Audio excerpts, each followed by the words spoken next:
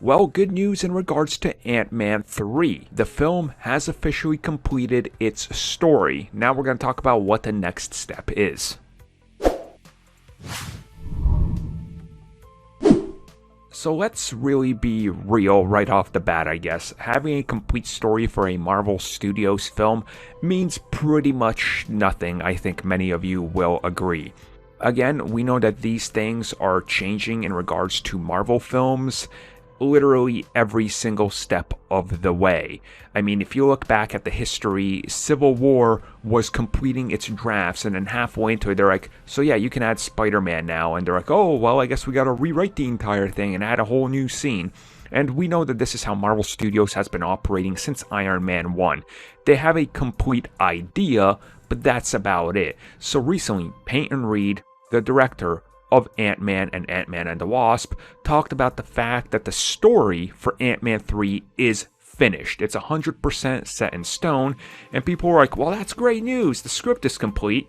And that's not what he's saying. The story is complete, aka the basics, the idea. So let's say they have an idea like, okay, so Ant-Man is going to face MODOK, who is being controlled by the Mandarin.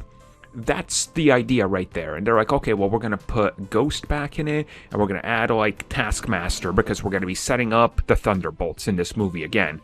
That's what they're saying. The story, the general story and the beats are complete, but the script is not complete. Again, this movie still has a little bit of a ways off till release, and as I said, they're going to be working on it. Do they have completed script parts? Of course, they probably have some ideas. They've been working on it for a while, but the general complete thing, as in this is what we're going to shoot 100%, is probably not set in stone, because again, things are always changing. For all we know, in the next couple of weeks or months, they could come up with some brand new idea where they're like, wow, if we use the quantum realm again, we can bring in Stature, and this is how we could set up the Young Avengers. Or hey, what if we don't do any of this?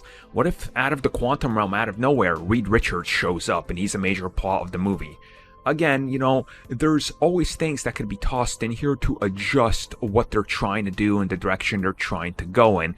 But the general story, the beats, the major things that gotta get done in the film are complete, which to me probably means a good thing, I would say, because it shows that they haven't been just wasting time during this whole delay, just being like, well, guess we could just twiddle our thumbs and do nothing. We'll get back to it whenever. No, they're refining a story, which is good. That they have no excuse that these movies should be less than stellar now.